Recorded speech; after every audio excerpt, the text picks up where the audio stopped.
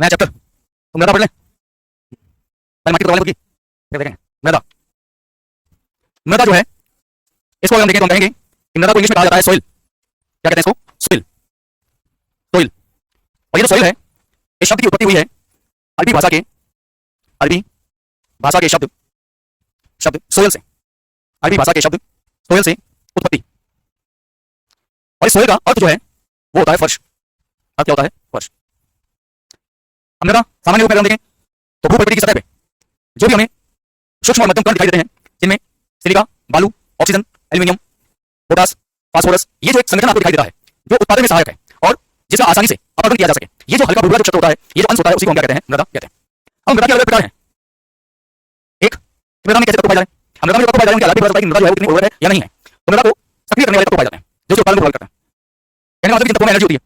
अब ऐसा नहीं मृदा के अंदर हाथ धोते हुए करंट है, ऐसा नहीं होता, लेकिन एनर्जी होती है, ऊर्जा होती है, शक्ति होती है उसमें। जो क्या करता है कि जब उसके अंदर कोई बीज या कोई अंश जाता है तो वो सक्रिय करता है ताकि उसका उत्पादन जो है वो हो सके। अब इसी के आधार पे हमें ये पता चलता है कि मृदा जो है वो अम्लीय है या क्षारीय है। उसमें किस प्रकार के तत्व पाए जाते हैं? अब ये हमें पता चलता है पीएच मान से। तो मृदा जो है वो उदासीन अगर है उसका पीएच मान कितना रहेगा? उदासीन मृदा इसे अगर पीएच स्केल पे मापा जाए तो उसका पीएच मान कितना रहेगा? 7। पीएच मानक कितना होगा? 7। अगर 7 से कम है तो वो कैसी मृदा होगी? अम्लीय, एसिडिक। और 7 से ज्यादा होगी तो क्षारीय, सॉल्टी। अब उसे हम उसकी अम्लीयता को कैसे कम करें, उसकी क्षारीयता को कैसे कम करें? तो उसके लिए हम जो है कुछ घटकों का प्रयोग करते हैं। लेकिन सबसे बेहतरीन जो होता है मृदा में मृदा की उर्वरता को बरकरार रखने वाला, तो हम कहेंगे कि मृदा का जीवन अगर किसी पे निर्भर है तो पाया जाएगा फास्फोरस, नाइट्रोजन, कार्बन और ऑक्सीजन। मृदा के अंदर मृदा का जो जीवन है उसमें निर्भर करता है फास्फोरस पे, नाइट्रोजन पे, कार्बन पे और ऑक्सीजन पे। तो जब हम कई बार एनवायरमेंटल साइंस पढ़ते हैं, पर्यावरण पढ़ते हैं, तो हम प्रदूषण के अंदर या जीवन चक्र के अंदर हम इनसे संबंधित चक्रों को भी पढ़ते हैं। फास्फोरस चक्र क्या होता है, नाइट्रोजन चक्र क्या होता है, कार्बन चक्र क्या होता है और ऑक्सीजन चक्र क्या होता है। यही क्या निर्धारित करते हैं, यही निर्धारित करते हैं मृदा की सक्रियता को। अब उसके लिए अलग अलग क्रियाएं जो हैं वो संपन्न करनी पड़ती हैं और ज्यादातर जो सबसे प्रसिद्ध मृदा के लिए होता है वो कौन सा होता है? नाइट्रोजन चक्र। नाइट्रोजन चक्र आसान होता है, सामान्यतः हम इसको प्राप्त कर सकते हैं। लेकिन नाइट्रोजन का क्या होता है? स्थलीकरण। कहां पे? मृदा में। हम नाइट्रोजन का स्थलीकरण जो है मृदा में कैसे करेंगे? डाल वाले पौधे होकर, या ऐसे पौधे जिनकी जड़ में गांठ पाई जाती है, या ऐसे पौधे जिनको हम कहते हैं लेग्यूम परिवार के पौधे। तो अगर हम उनका पौधा रोपण करेंगे या उनका बीज रोपण करेंगे, उनका अगर हम स्थलीकरण करेंगे भूमि में, तो उससे क्या होगा? उससे भूमि की या मृदा की जो नाइट्रोजन की मात्रा है वो क्या हो जाएगी? बढ़ जाएगी। और उसी के आधार पर तय होगा कि मृदा उर्वरक है या नहीं। ये आपको पढ़ाई देंगे सर एनवायरमेंटल साइंस में, किसी को दिक्कत है नहीं। अगर साइंस वाले हुआ मैंने है ना, और बायोलॉजी वाले, बायोलॉजी वाले हैं, ऐसा नहीं है, एक दो तो है। आपको पढ़ाइए नाइट्रोजन चक्र, ठीक है। मेरे बात नहीं समझ बता रहा हूं, बता दिया ठीक है। तो मैं सोच मैं पढ़ूंगा, मुझे मुझे बात है, मैं बताता हूं आपको मालूम नहीं। अब जब मृदा की बात करें भारतीय संदर्भ में, तो भारत में मृदा का जो विभाजन है वो किया गया है आईसीआर के द्वारा। तो हम कहेंगे कि भारत में मृदा का विभाजन 1986 में ICAR, Indian centre for agriculture research, जिसको कहा जाता है भारतीय कृषि अनुसंधान केंद्र, भारतीय कृषि अनुसंधान केंद्र। और आईसीएआर के द्वारा मृदा का जो विभाजन किया गया है उसमें यह बताया गया कि भारत में मुख्य रूप में 8 तथा गौण रूप में 27 प्रकार की मृदा पाई जाती है।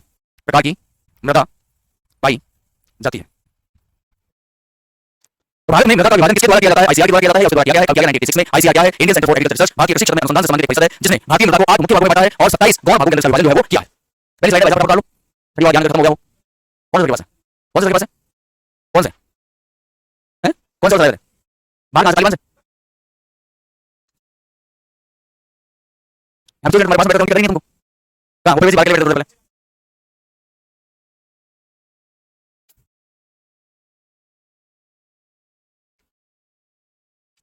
बताओ देखें देखें। गौण मतलब भाग कितने? 12। अच्छा 12 पता नहीं। अच्छा मैंने रिजल्ट में माय मिस्टेक, हमें गलती हुई। बता लेता हूं फटाफट, आगे चलो।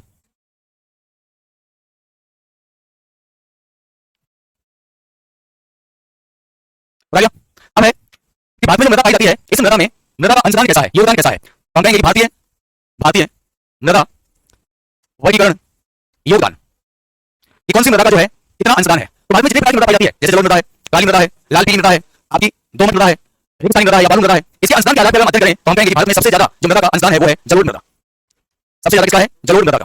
कुल मृदा क्षेत्र का लगभग 43.4% अंशदान जो है वो किसका है? जलोढ़ मृदा का। दूसरा लाल मृदा, लगभग 18.6% अंशदान। लाल मृदा 18.6% अंशदान। तीसरे प्रकार की जो मृदा है उसमें अन्य मृदाएं आती हैं जो शेष बच जाएंगी।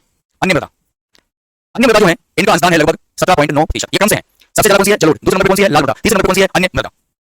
चौथे नंबर पे काली मृदा यह लगभग 16.6%, काली मृदा 16.6%। और सबसे कम प्रकार की मृदा जो है वो है लेटेराइट। लेटेराइट जो मृदा है ये लगभग 3.7% के आसपास है। हम फिर भी 43% है, ये लगभग 19% है, ये 18% है, ये 17% है, ये 4% है। सबसे ज्यादा जो है वो जलोढ़ है, कितनी 42%, फिर है लाल मृदा लगभग 18%, अन्य मृदा 17 एक्यूरेट नहीं आते, लेकिन फिर भी हम फिगर लगाते हैं तो यही रेशो रहता है इसका। सबसे कम प्रकार की याद रखनी, सबसे कम प्रकार की कौन सी है, वो लेटेराइट है। सबसे ज्यादा कौन सी है तो वो आपकी जलोढ़ है। सूखे के दो याद रखना, जलोढ़ मृदा सबसे ज्यादा, दूसरे नंबर पे आपकी लाल मृदा, और फिर उसके बाद में नीचे से देखनी हो तो काली मृदा और लेटेराइट मृदा। अन्य वाली तीसरे नंबर पे है, दो नीचे बांटो। जल है तो मृदा के क्या पाए जाते हैं, लोग तो पाए जाते हैं, लोग तो पाए जाएंगे तो कैसे दिखाई देगा, लाल दिखाई देगा। जल की वहां पे मृदा का कैसा होगा, लाल होगा। जब माटी में लेटोगे तो कभी पाए नहीं है तो लेटो काली लोगे, और अन्य जो है वही आपके पास। ये है आपकी मृदा का वर्गीकरण। अब इसमें कौन कौन सी मृदाएं हैं, उन मृदाओं के उपनाम क्या है, उन मृदाओं की उपस्थिति कहां है, और कैसे कैसे मृदाएं जो है ये भारतीय क्षेत्र के लिए उत्पादन को प्रभावित करती हैं। तो अगर सबसे ज्यादा मृदा का प्रकार जलोढ़ मृदा है तो जलोढ़ मृदा का निर्माण होता कैसे है, तो ध्यान रखो जलोढ़ मृदा का निर्माण हमेशा नदियों के प्रवाह क्षेत्र में होता है। नदियां प्रवाहित होंगी तो नदियां अपने साथ में जो है मिट्टी के कण या पत्थर जो है वो लेकर प्रवाहित होगी, और जितना समय बीतता जाएगा ये कण क्या होंगे, घर्षण के कारण छोटे होते जाएंगे, छोटे होते जाएंगे। तो जितना ज्यादा अपघटन होगा उससे नदी के आसपास वाले क्षेत्रों में मैदानों का निर्माण होता रहेगा। और जो नदी के आसपास वाले क्षेत्रों में इन जलोढ़ मैदानों का निर्माण होता है तो आपने पढ़ा था ये जलोढ़ मैदान दो प्रकार के होते हैं, एक होता है खादर प्रकार का, एक होता है बांगर प्रकार का। दोनों प्रकार के मैदान उपजाऊ होते हैं। अगर निर्माण के आधार पर देखें तो नया होता है और बांगर निर्माण के आधार पर पुराना होता है। तो लिखना नोट लगा के भारत में उपस्थित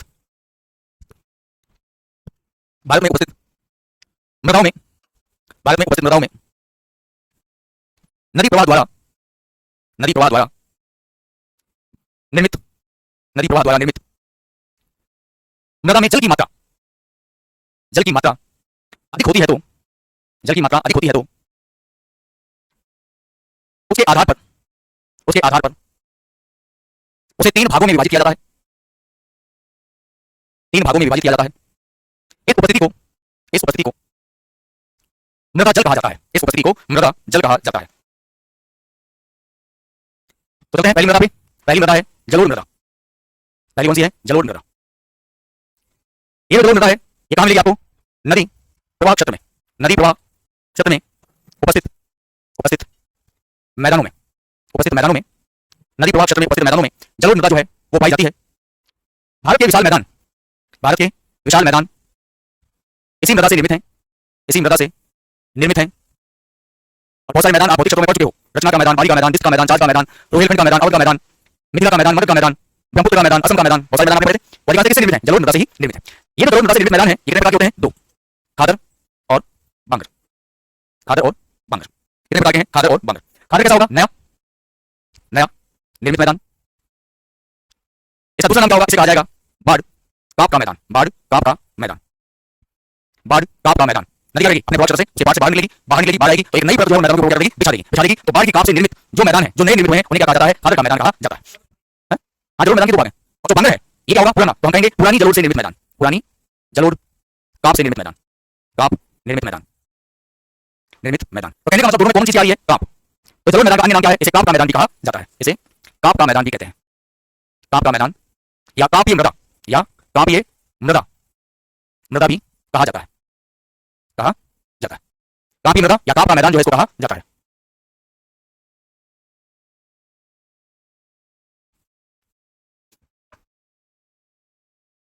नोट लगा लेना। संगठन के आधार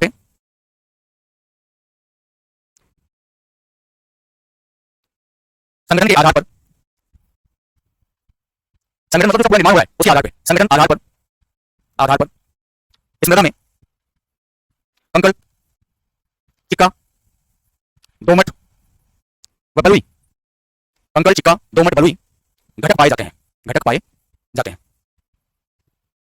कंकड़, चिक्का, दोमट और बलुई घटक जो है वो पाए जाते हैं। कंकड़ समझिए, पत्थर, चिक्का जिसमें स्लिपी होता है, चिक्कापन जो होता है बहुत बारीक कण जिसके अंदर होते हैं, वो चीज चिकनी, जहां पे आप पैर रखोगे आपका पैर पकड़ नहीं पाएगा, वो धंसेगा, फिसलेगा, वो चिक्का। और ऐसे दोमट मिट्टी की चिक्का पाई जाएगी क्योंकि कण जितने ज्यादा दूर से पलायन करते जाएंगे उनका घर्षण होगा, उनका आकार क्या हो जाएगा, बिल्कुल बारीक हो जाएगा। दोमट मध्यम कण जिनमें होता है वो क्या होते हैं, दोमट। और बलुई क्या है, बलुई कण कैसे होते हैं, मोटे, जिनमें जल सोखने की क्षमता क्या होती है, अधिक पाई जाती है। अब बलुई मृदा जो है दो प्रकार की, एक जिसमें जल की उपस्थिति है बलुई, और एक जिसमें जल की उपस्थिति नहीं है आपकी मरुस्थलीय। तो बलुई दो प्रकार की है, एक नदियों की किनारे पाई जाती है, नदियों की किनारे जो है उसमें जल अवशोषण की क्षमता जो है अधिक पाई जाती है, जल उपस्थिति भी होता है। मरुस्थलीय मृदा में जल अवशोषण की क्षमता अधिक पाई जाती है लेकिन जल होता नहीं है उसके अंदर। दोमट मिट्टी में आप संगठन क्या होता है, कंकड़ है, चिक्का है, दोमट है और बलुई है। मुख्यतः गेहूं और धान के लिए प्रसिद्ध है। धान को चावल अक्षर अनाज जिसको कहा जाता है, हाँ कौन जानता,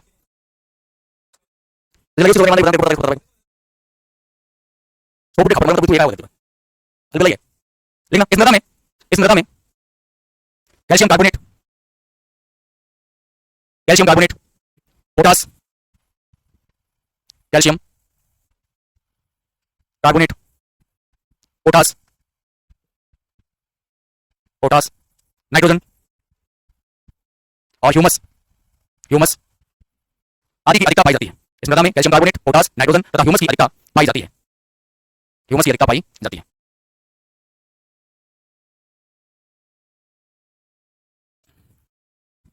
सबसे ज्यादा घनत्व है इसका उपस्थिति में, इसलिए इसके बारे में दो चीजें हैं वो ध्यान रखना। ये है लाल मृदा। ह्यूमस होता है जिसमें जीवाश्म पाए जाते हैं। अगर बैग के आसपास पेड़ पौधे भी होंगे उसके पास में, पेड़ पौधे से पत्ते वगैरह उसमें लगेंगे, जाएंगे, है ना? तो अपन जीवाश्म ह्यूमस जिसको बोलते हैं ह्यूमस है। नमी होकर क्या करेंगे, लेकिन उसे खाद नहीं गैस। अब जितनी पानी होती जाएगी वो खाद जल्दी सक्रिय हो जाएगी। जब जैसे सूखेगी मृदा तब तो पूरा हो पाएगा, नहीं तो मृदा उसका अच्छा हो नहीं पाता, और वही ह्यूमस है। दूसरा है लाल मृदा। लाल मृदा लो ऑक्साइड की उपस्थिति के कारण इसका रंग लाल होता है। वैसे जानना लाल और पीली मृदा युग्म में मिलती है। अगर कहीं पे पीली मृदा है और उसमें लोहा है और वहां पे जल की उपस्थिति है तो उसका रंग किस में कन्वर्ट हो जाएगा, लाल में कन्वर्ट हो जाएगा। इसलिए लाल और पीली युग्म में मिलेगी हमेशा। लेकिन मूल मृदा कौन सी है, पीली मृदा है। पीली मृदा लोहा तत्व की पानी की उपस्थिति तो किसमें रूपांतरित हो जाती है, लाल मृदा में रूपांतरित हो जाती है। तो हम कहेंगे इसकी मूल मृदा का रंग पीला होता है। और जिस क्षेत्र में इस पीली मृदा में जिस क्षेत्र में लोहा तत्व की अधिकता होगी और जल की उपस्थिति होगी तो रासायनिक अभिक्रिया करेंगे और रासायनिक अभिक्रिया करने के बाद उसका रंग कैसा कन्वर्ट हो जाएगा, लाल होता जाएगा। जैसे हम आपने देखा होगा देखिए पानी देते हैं तो कई बार जो लोहा वगैरह जाता है पीपे के आसपास कई जो भाग होता है वहां पे लोहा हमेशा लगता है, उसको लोहे का उसके नीचे रंग कैसा आपको लाल दिखेगा। बस वही है मूल मृदा कौन सी होगी, पीली, लोहा तत्व की उपस्थिति होनी चाहिए और जल के संपर्क में आएगी उसका रंग कैसा हो जाएगा, लाल हो जाएगा। देखना यह मृदा आर्कियन विंध्यन तथा धारवाड़ क्रम की चट्टानों के अपरदन से निर्मित होती है।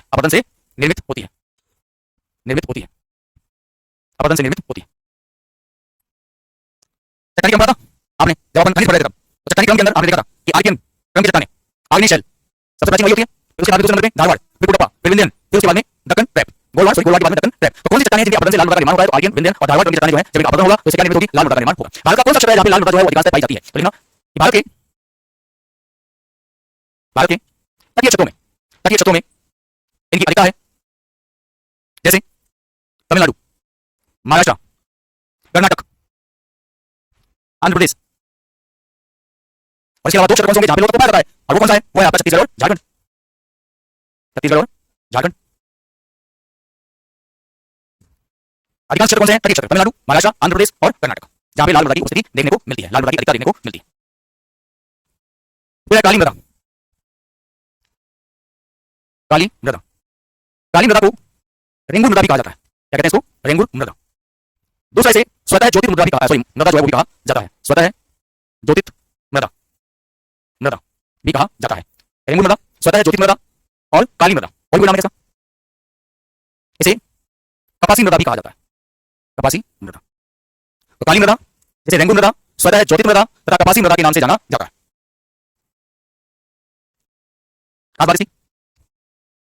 इसके अलावा इसकी जल ग्रहण क्षमता क्या होती है, सर्वाधिक होती है। इसकी जल ग्रहण क्षमता सर्वाधिक होती है।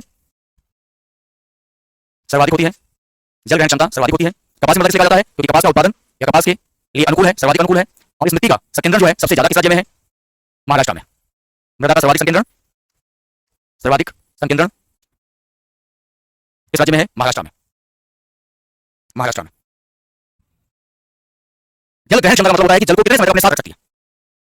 अगर काली मृदा में पानी देते हो तो आपको काफी लंबे समय तक उसमें वापस पानी देने की आवश्यकता नहीं होगी, वो जल अवशोषण क्षमता वाली होती है, मतलब अवशोषण ज्यादा करेगी, लेकिन ये ग्रहण करके रखेगी, अपने कणों के बीच में देगी। और जैसे जैसे जल की मात्रा कम हो जाएगी तो उसकी सतह पे क्या हो जाएगा, दरारें पड़ती जाएंगी। तो दरारें पड़ेंगी तो हम कहेंगे स्वतः ज्योतित होती है।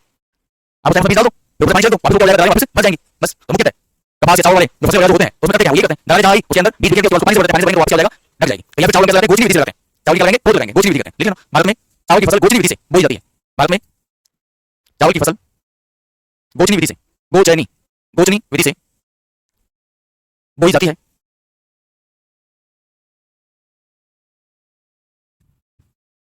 फिर है लैटेराइट मृदा। यह मृदा जो है बागानी कृषि के लिए सर्वाधिक उपयुक्त होती है। बागानी कृषि के लिए सर्वाधिक उपयुक्त बागानी कृषि के लिए सर्वाधिक उपयुक्त होती है मृदा होती है। अब बागान कहाँ है, तो अगर भारत में बागान की बात करें तो बागान हमारे पास केरल में है, एक हमारे पास असम में है, केरल में मसाले के बागान है, असम में चाय के बागान है, इसके बाद में महाराष्ट्र फलों के बागान मिलेंगे हमको, और कुछ हिस्सा जो है हमको पश्चिम बंगाल दार्जिलिंग वाला देखने को मिलेगा। पश्चिम बंगाल दार्जिलिंग अभी बागानों में क्या उत्पादित होगा, इन बागानों के अंदर चाय, कहवा, रबर, सिंकोना और मसाले।